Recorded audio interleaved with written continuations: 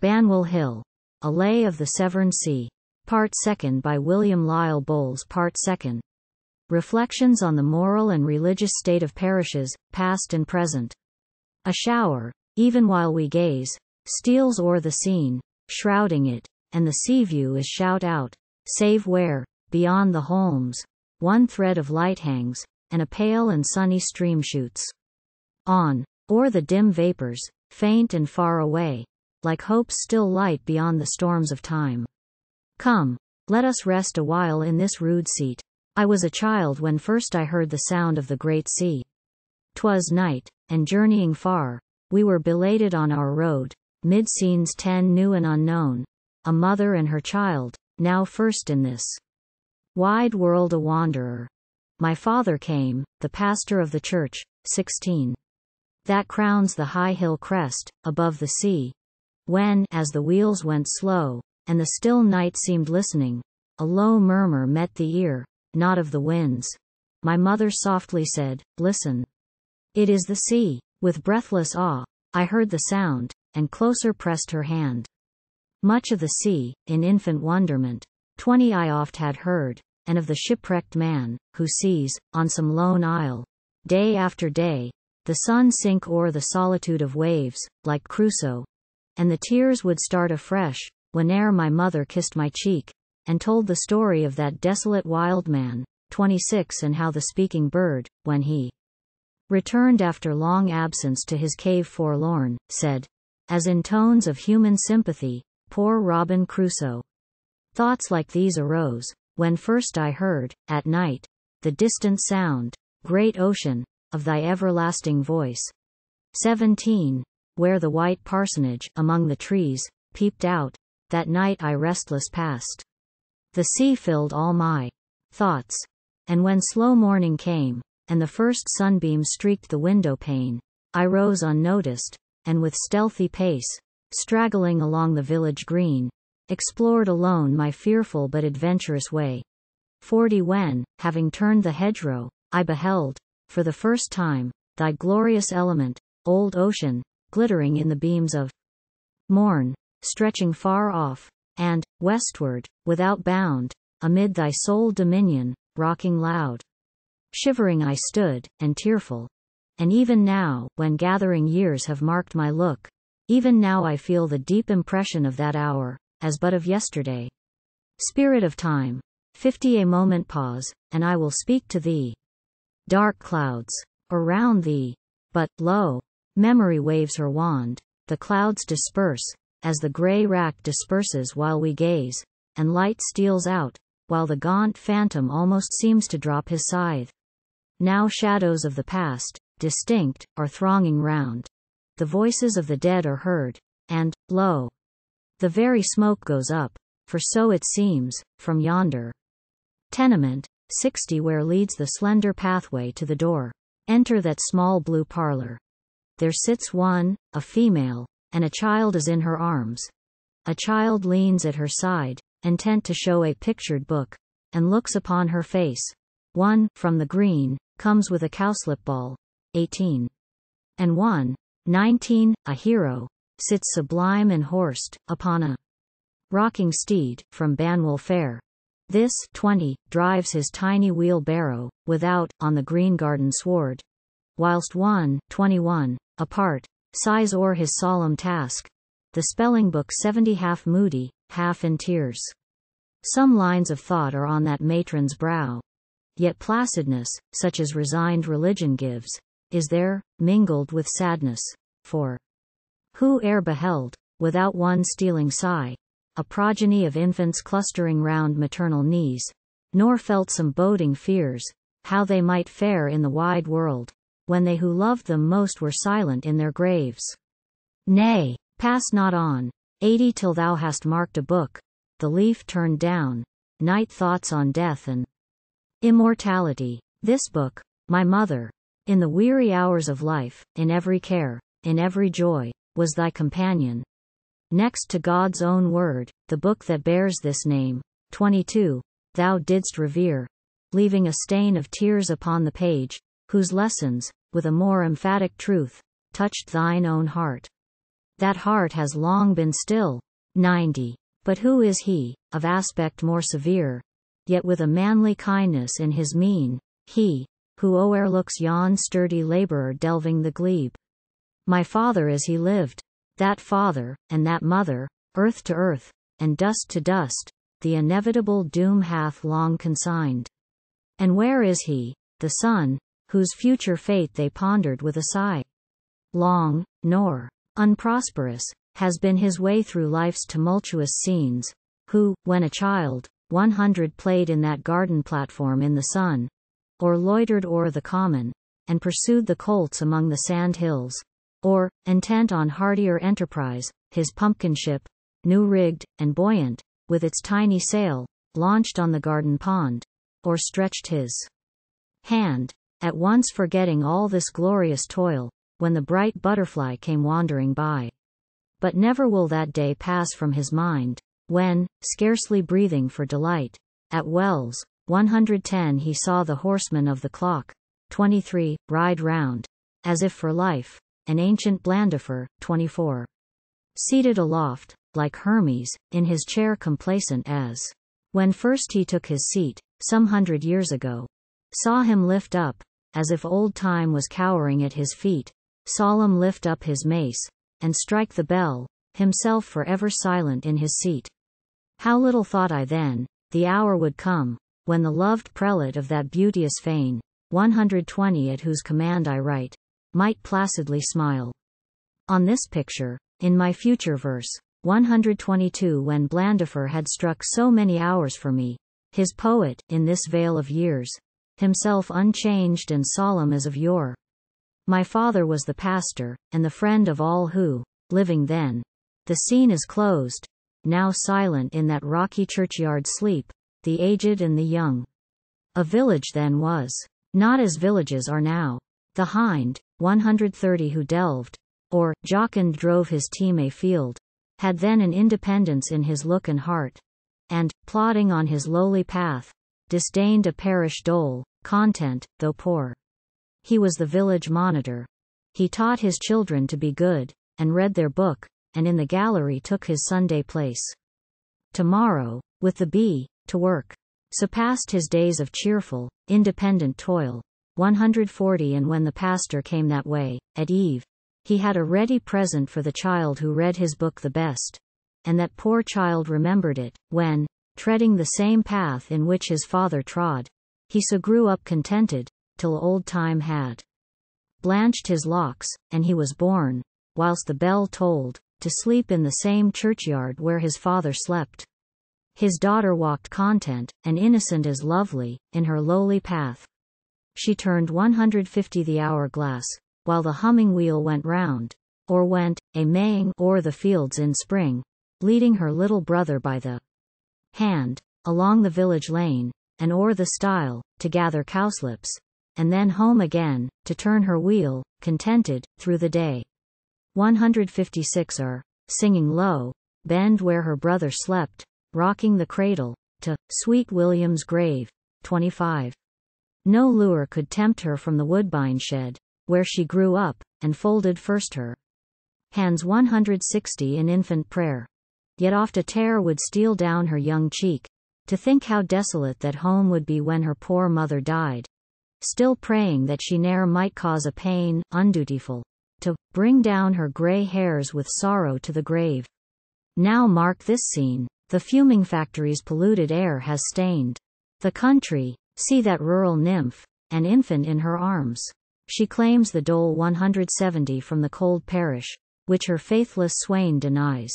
He stands aloof, with clownish leer. The constable behind, and mark his brow, beckons the nimble clerk.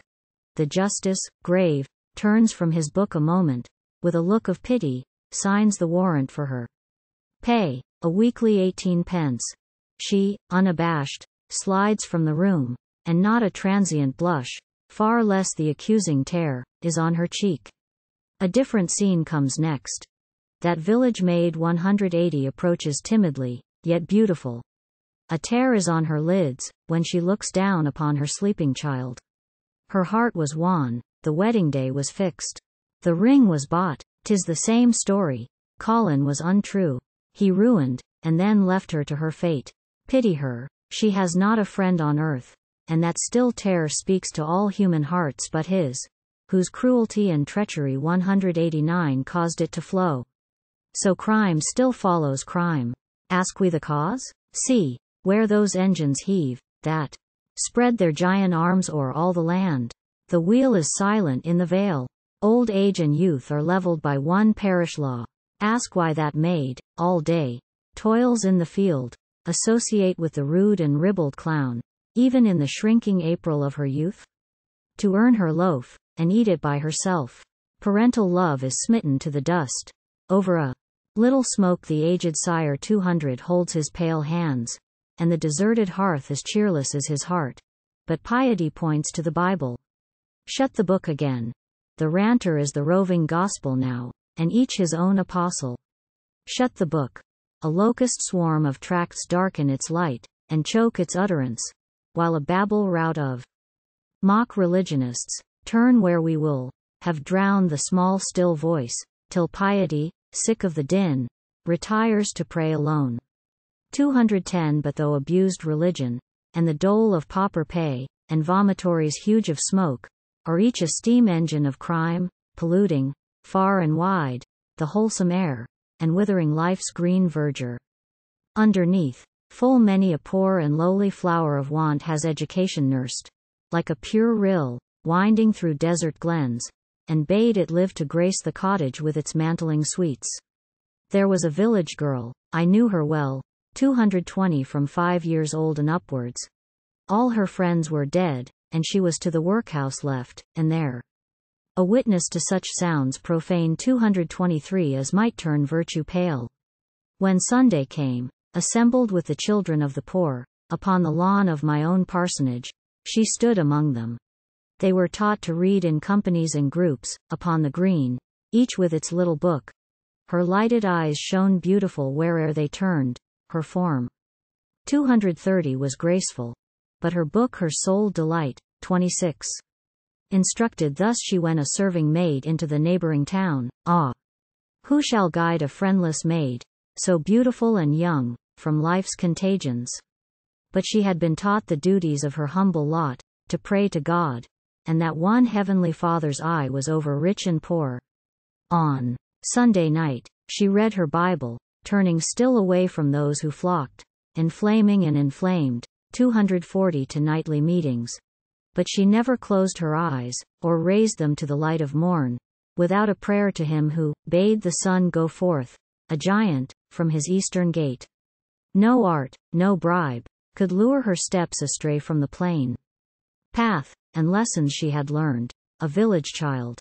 She is a mother now, and lives to prove the blessings and the fruits of moral duty, on the poorest child, when duty, and when sober piety, 250 impressing the young heart, go hand in hand. No villager was then a disputant in Calvinistic and contentious creeds.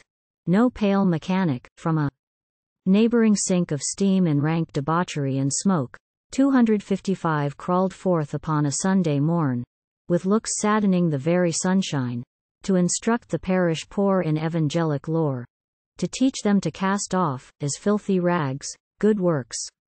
And listen to such ministers, 260 who all, be sure, are worthy of their hire, who only preach for good of their poor souls, that they may turn from darkness unto light, and, above all, fly, as the gates of hell, morality.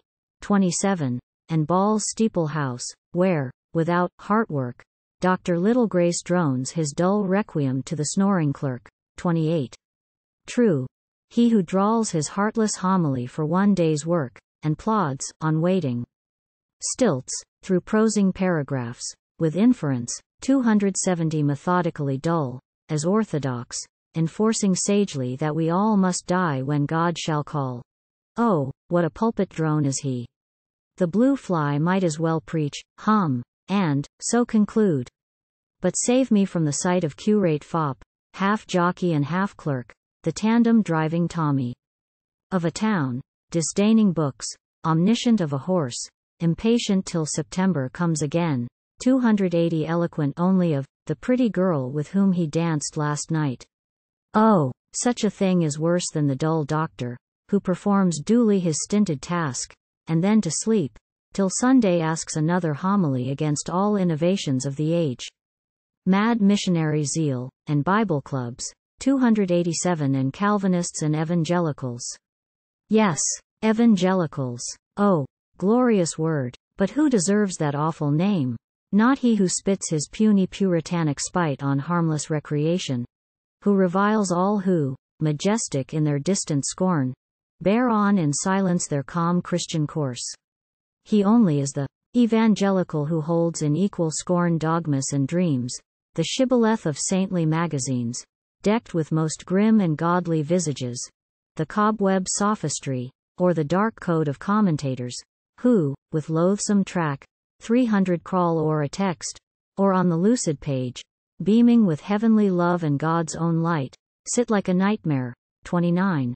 Soon a deadly mist creeps o'er our eyes and heart, till angel forms turn into hideous phantoms, mocking us, even when we look for comfort at the spring and well of life, while dismal voices cry, death, reprobation, woe, eternal woe. He only is the evangelical who from the human commentary turns 310 with tranquil scorn, and nearer to his heart presses the Bible, till repentant tears, in silence, wet his cheek, and newborn faith, and hope, and charity, with radiant smile, visit his heart, all pointing to the cross.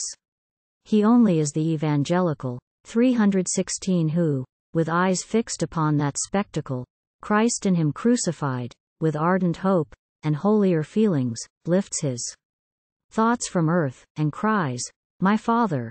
Meantime, his whole heart 320 is on God's word. He preaches faith, and hope, and charity, these three, and not that one. And charity, the greatest of these three. 30. Give me an evangelical like this. But now the blackest crimes in tract religion's code are moral virtues. Spare the prodigal. He may awake when God shall call. But, hell, roll thy avenging flames, to swallow up the son who never left his father's home lest he should trust to morals when he dies. 330 Let him not lay the unction to his soul, that his upbraiding conscience tells no tale at that dread hour.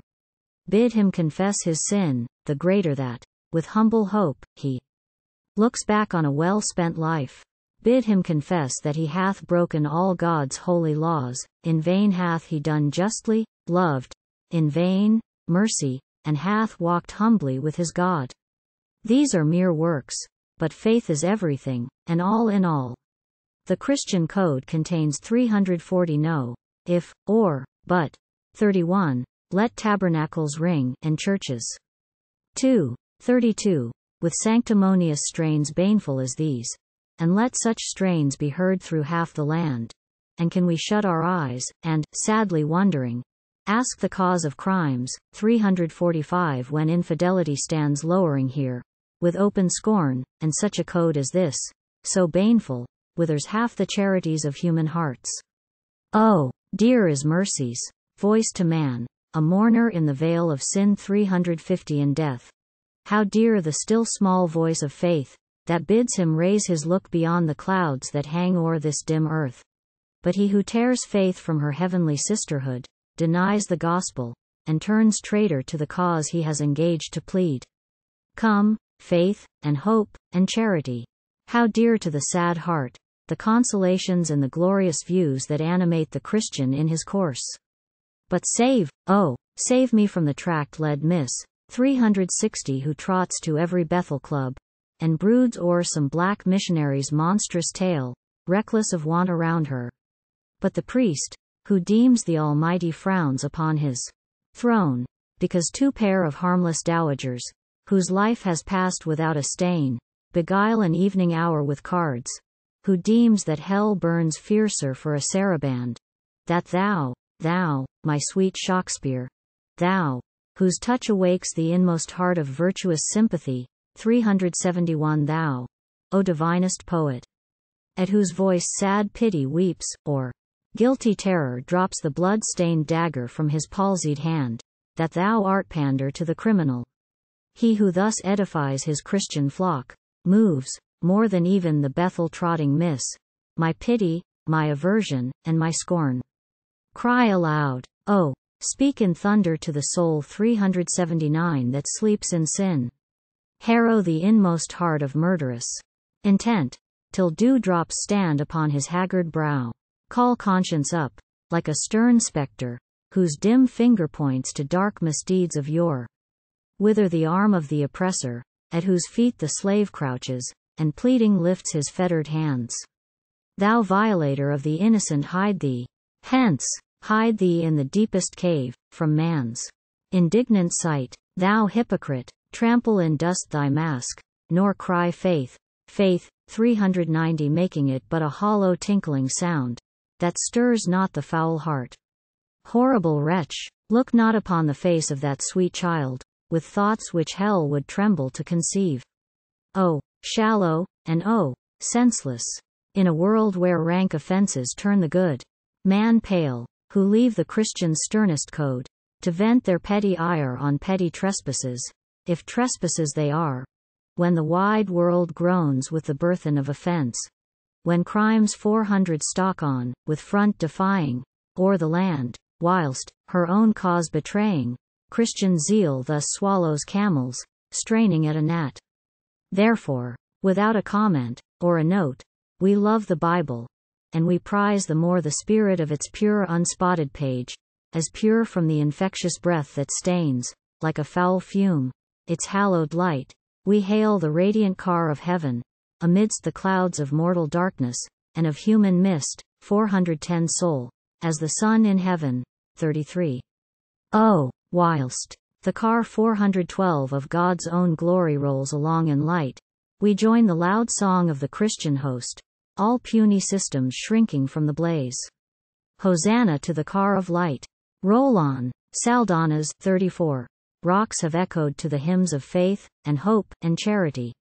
Roll on, till the wild wastes of inmost Africa, where the long Niger's track is lost, respond, 420 Hosanna to the car of light. Roll on, from realm to realm, from shore to farthest shore, o'er dark pagodas, and huge idol fanes, that frown along the Ganges' utmost stream, till the poor widow, from the burning pile starting, shall lift her hands to heaven, and weep that she has found a Savior, and has heard the sounds of Christian love. Oh, horrible, the pile is smoking, the bamboos lie there, that held her down when the last struggle shook 430 the blazing pile. 35. Hasten, O car of light. Alas for suffering nature, Juggernaut, armed, in his giant car goes forth amid his red and reeling priests, while thousands gasp and die beneath the wheels, as they go groaning on, mid cries, and drums, and flashing cymbals, and delirious songs of tinkling dancing girls, and all the rout of frantic superstition. Turn away, and is not Juggernaut himself with us? 440. Not only cold insidious sophistry comes, blinking with its taper fume, to light, if so he may, the sun in the mid heaven. Not only blind and hideous blasphemy scowls in his cloak, and mocks the glorious orb, ascending, in its silence, o'er a world of sin and sorrow, but a hellish brood of imps, and fiends, and phantoms, ape the form of godliness, till godliness itself seems but a painted monster, and a name 450 for darker crimes, at which the shuddering heart shrinks, while the ranting rout, as they march on, mock heaven with hymns, till, see, pale Belial sighs o'er a filthy tract, and Moloch marks, with gouts of blood, his brandished magazine. Start, monster, from the dismal dream. Look up, oh, listen to the apostolic voice, that, like a voice from heaven, proclaims, to faith add virtue. There is no mistaking here. Whilst moral education by the hand 460 shall lead the children to the house of God, nor sever Christian faith from Christian love. If we would see the fruits of charity, look at that village group, and paint the scene. Surrounded by a clear and silent stream, where the swift trout shoots from the sudden ray, a rural mansion on the level lawn uplifts its ancient gables, whose slant shade is drawn, as with a line, from roof to porch, whilst all the rest is sunshine. O'er the trees 470 in front, the village church, with pinnacles and light grey tower, appears, whilst to the right, an amphitheatre of oaks extends its sweep, till, more abrupt, a wooded knoll, 474 where once a castle frowned, closes the scene. And see, an infant troop, with flags and drum, are marching o'er that bridge, beneath the woods, onto the table spread upon the lawn, raising their little hands when grace is said, whilst she who taught them to lift up their hearts 480 in prayer, and to remember, in their youth, God, their Creator, mistress of the scene, whom I remember once as young, looks on, blessing them in the silence of her heart. And we too bless them. Oh, away, away, cant, heartless cant, and that economy, cold, and miscalled, political, away. Let the bells ring. A Puritan turns pale to hear the festive sound. Let the bells ring. A Christian loves them. And this holiday 490 remembers him, while sighs unbidden steal, of life's departing and departed days, when he himself was young, and heard the bells, in unison with feelings of his heart, his first pure Christian feelings, hallowing the harmonious sound. And, children, now rejoice. Now, for the holidays of life are few, nor let the rustic minstrel tune, in vain, the cracked church viol, resonant to day 500 of mirth, though humble. Let the fiddle scrape its merriment, and let the joyous group dance in a round, for soon the ills of life will come. Enough, if one day in the year, if one brief day, of this brief life, be given to mirth as innocent as yours. But, lo, that ancient woman, leaning on her staff, 507 pale, on her crutch she rests one withered hand, which Gerard Dow might paint, even its blue veins. And who is she? The nurse of the fair mistress of the scene.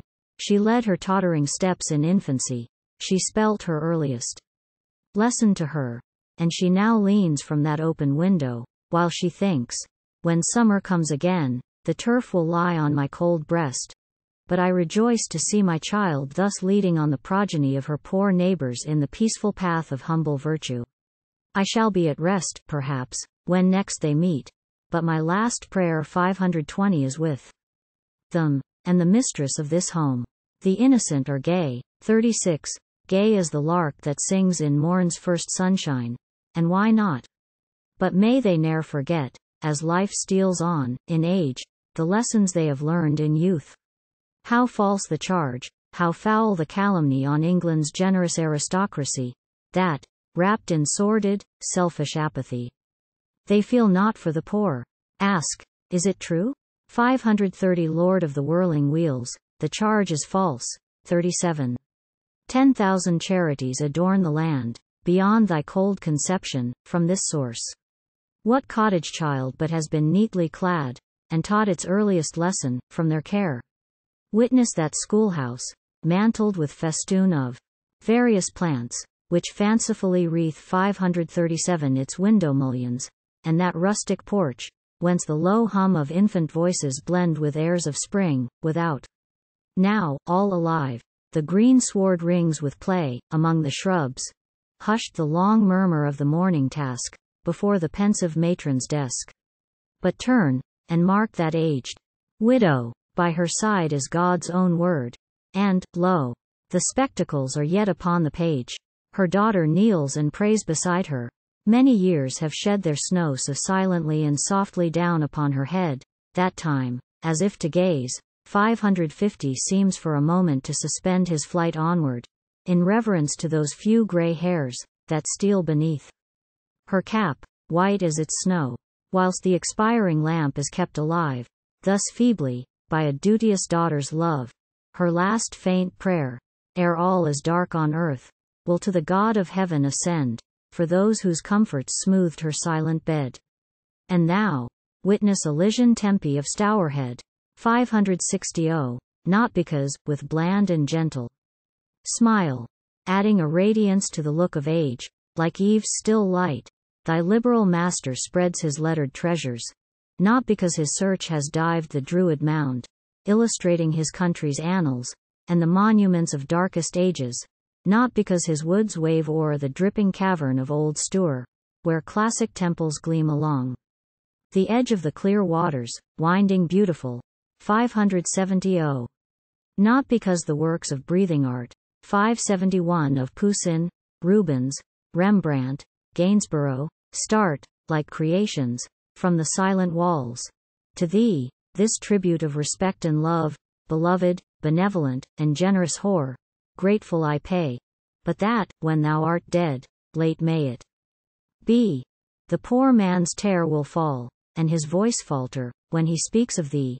38. And witness thou, magnificent abode, where virtuous Ken, 39, with his grey hairs and shroud, 580 came, for a shelter from the world's rude storm, in his old age, leaving his palace throne, having no spot where he might lay his head, in all the earth.